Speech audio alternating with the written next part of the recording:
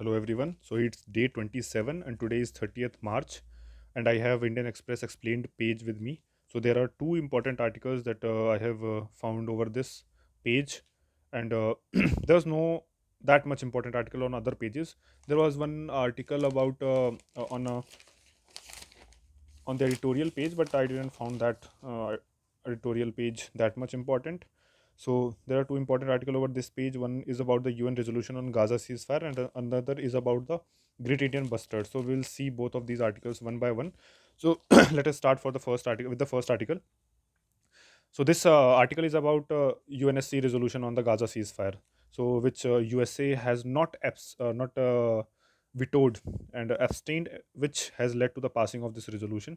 So let us see what this article is about to say. The UN Security Council this week demanded an immediate ceasefire between Israel and Hamas and the immediate and unconditional release of all hostages after the United States, which has repeatedly used its veto to shield its ally Israel, abstained from the vote. Why is this important and does it matter? So let us see. The US has historically gone to great lengths to protect Israel from censure.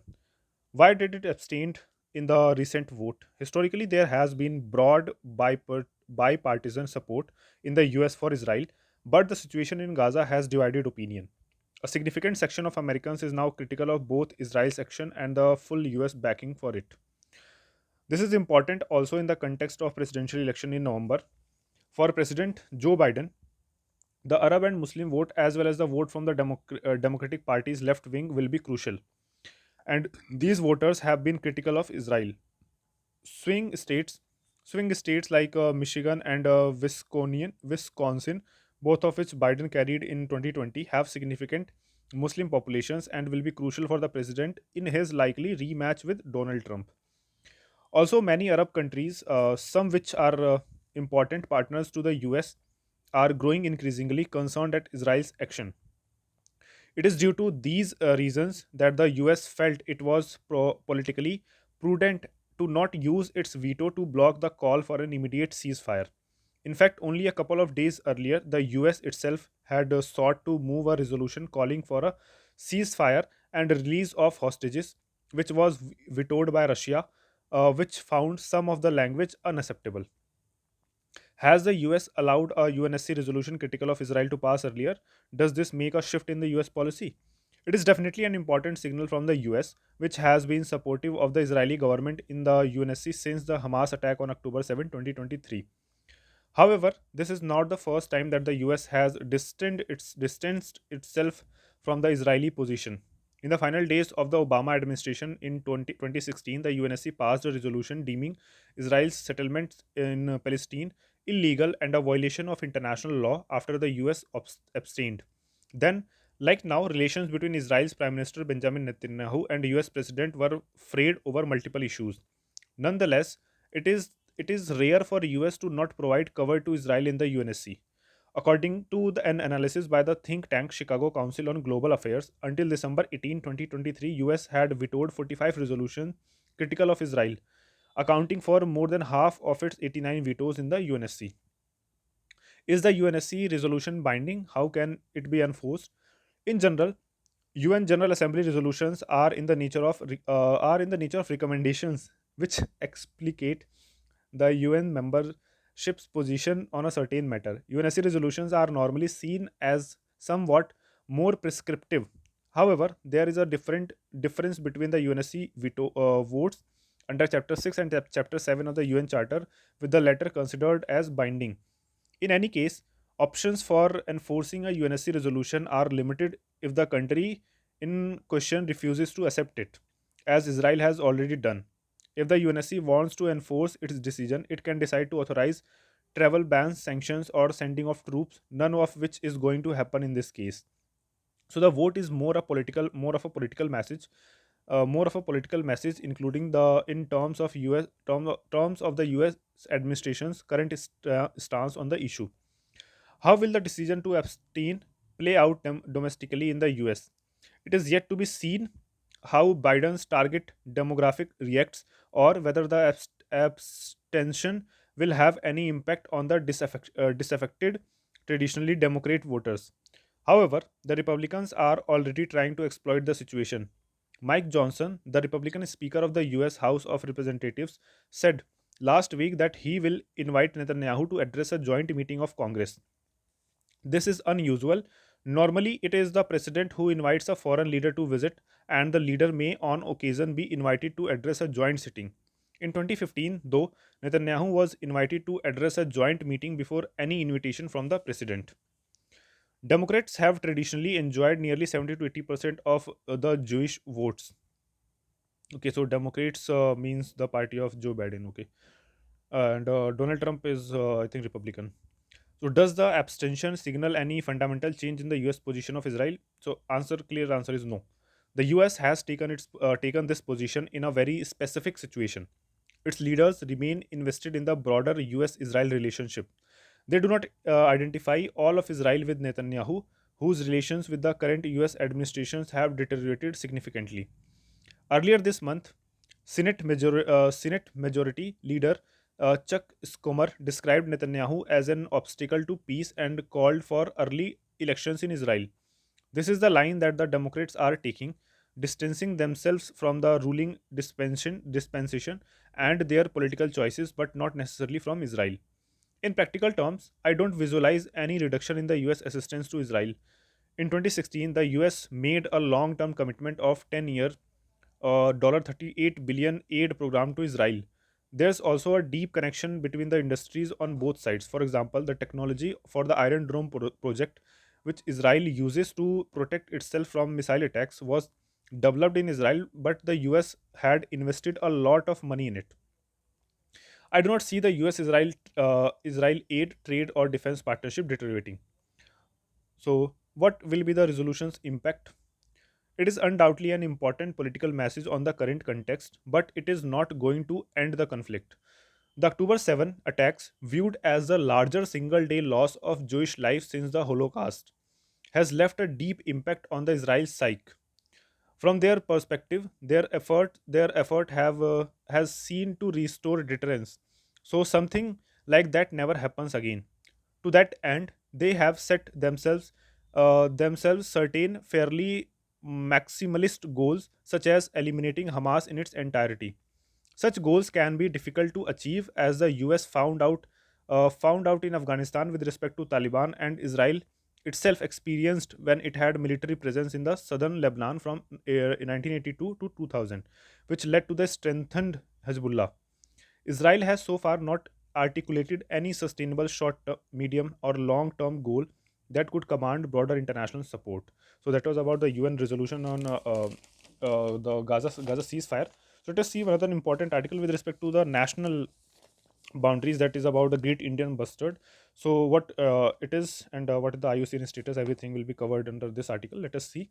The center has told Supreme Court that it is not possible to put power lines underground in the habitat of Great Indian Bustard. So, what is the nature of the threat to the bird and how valid is the center's argument? So, Supreme Court had ordered center to make all the power cable lines underground so that it does not affect the Great Indian Bustard, because they used to collide to these wires which was hanging over. So that was a threat to these critically endangered flight birds.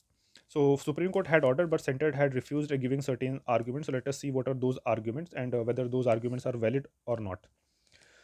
The Supreme Court last week said it will review its April 2021 decision or order to bury.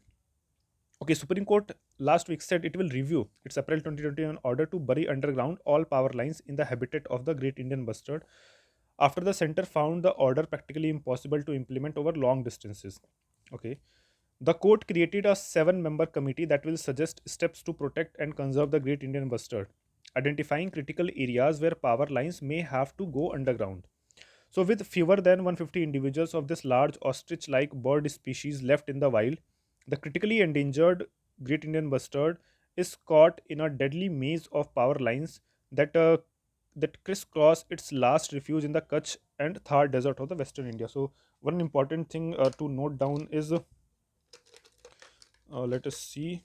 One important thing to note down is this is critically endangered Great Indian Bustard. So, it is written here critically endangered. So, let us mark this point.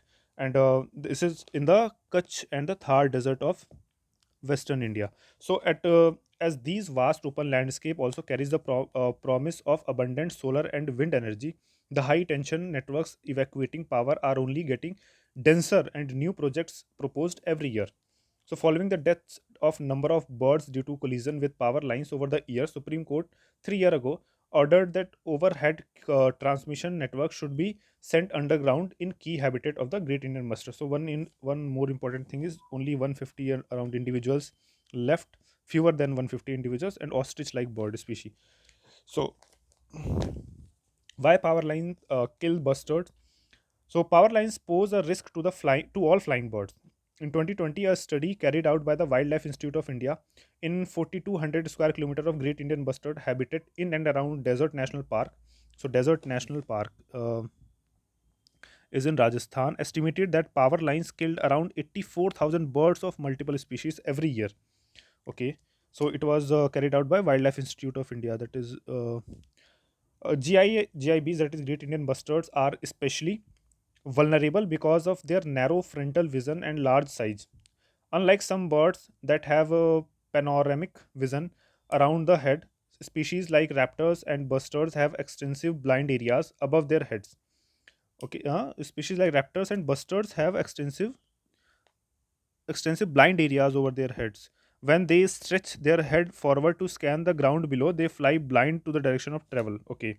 So in an affidavit submitted in the court in March 2021, Ministry of Power had said that they cannot detect power lines ahead of them from far. As they are heavy birds, they are unable to maneuver across power lines within the close distances.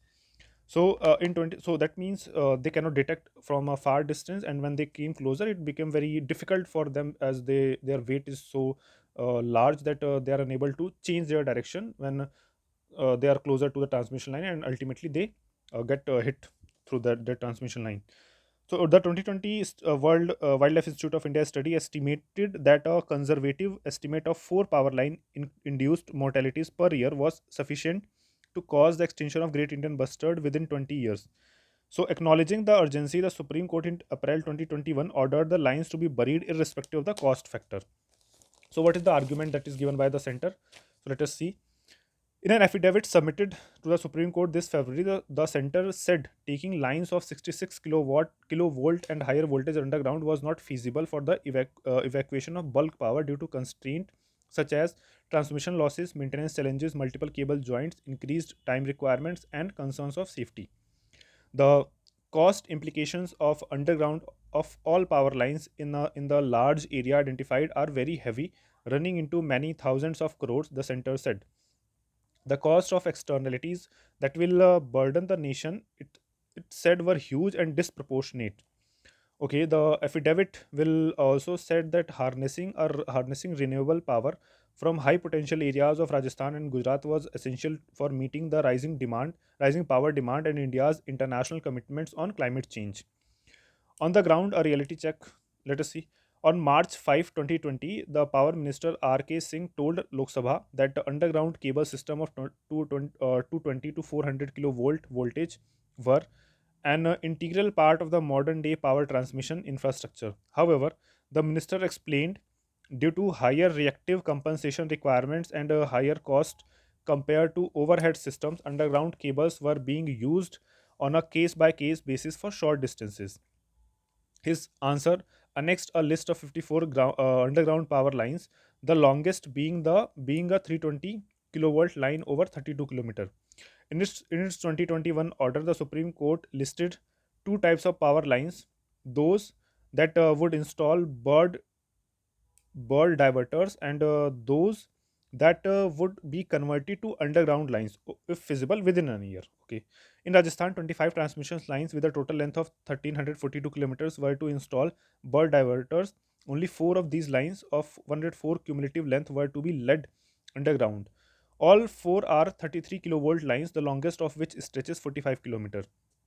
A summary cost estimate put the total expenses of installing bird diverters across 1342 kilometer and undergrounding 104 kilometer at rupees 287.16 crore, which could be reduced to approx 150 crores by opting for economic but quality diverters. Okay, so it is fine. 150 crore is not that much. While the center's affidavit protested against spending many thousands of crores, none of the 433 kilovolt lines budgeted at only rupees 59 crore for 104 kilometer in Rajasthan have led underground in the 3 years since Supreme Court's 2021 order. Over this period, court appointed committee appraised applications for new power lines of around 2356 kilometers through the Great Indian Bustard landscape in the Thar and ratified 98% of the length of the overhead link. So, other threats faced by the Great Indian Bustards, let us see. Power lines are not the only threat to the Great Indian Bustard. Free ranging dogs have proliferated alarmingly in the Thar landscape. Okay, so this is one other threat. Free ranging dogs. So in 2017, feral packs accounted for up to the third of Chinkara depredation in the Desert National Park. While Great Indian Bustard continue to be hunted sporadically, the widespread use of pesticide in the farmland, pesticide is also one of the threat, poses a greater risk to the bird. Loss of grassland, particularly nesting sites, and erosion of support from local communities are other concerns. Okay, so these are other concerns other than the transmission lines. In its affidavit, center said the government was working to save the bustard through initiatives such as captive breeding. So this is another important thing: captive breeding and habitat restoration and protection. Despite teething troubles, efforts at captive breeding succeeded in Sam in Jaisalmer district when two Great Indian Bustard female led eggs in captivity and chick was hatched through artificial incubation in March 2023. Okay, so where it is happened, Sam in Jaisalmer district. However, the purpose of captive breeding is to supplement the wild population, which is possible only when a sizable habitat is freed of hostile infrastructure. So, burying cables is not the priority since bird diverters are not foolproof. Burying cables is the priority because bird diverters are not the foolproof, not foolproof. Where undergrounding is not feasible, we should buy the test diverters and spend well on their maintenance. The government had enough Campa funds meant for compulsory afforestation and improvement of wildlife habitat. So this is another important thing. Campa fund. A former member of the Rajasthan State Wildlife Board said. So not green energy versus wildlife. So, a forest officer who had served in a DNP cautioned against pitting sustainable development goals against the survival of a species. Godawan, okay, so this is called Godawan, that is Great Indian Bustard, is the flagship species of the grassland and the state bird of Rajasthan. State bird of Rajasthan. We cannot greenwash its potential loss in the name of renewable power. A wildlife institute researcher, Institute of India researcher who had worked on the species, stressed the danger of an infrastructure overdrive in the desert. We need to demarcate how much land we can devote to installations for harnessing the sun and wind without damaging the desert ecology. In its order passed on March 21, the Supreme Court was inclined to modify the scope of burying power lines from 88,636 square kilometer of potential Great Indian Bustard area to 13,696 square kilometer of priority Great Indian Bustard area in Rajasthan and Gujarat. On his part, MK Ranjit Singh, the petitioner on the case, had asked that at least 20,890 square kilometer of Great Indian Bustard habitat be freed from of overhead lines. The expert committee appointed by the court has until July 31 to make its recommendation. So, Great Indian Bustard is actually critically endangered. So, that's all from today's newspaper. We'll see again from tomorrow.